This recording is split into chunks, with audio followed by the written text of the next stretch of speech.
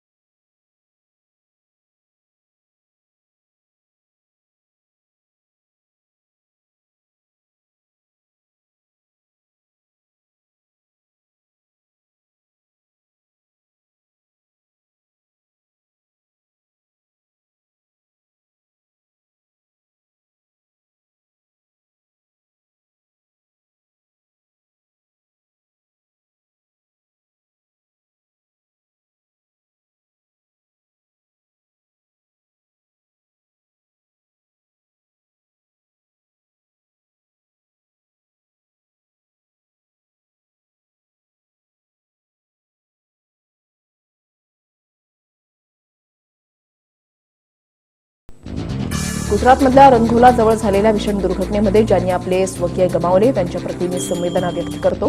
हा अपघात अत्यंत दुर्दैवी आणि गंभीर होता. या अपघातामध्ये जे जखमी झालेले आहेत ते लवकरात लवकर बरे होत ही प्रार्थना करतो, असं ट्विट मोदींनी यावेळेला केलेलं आहे.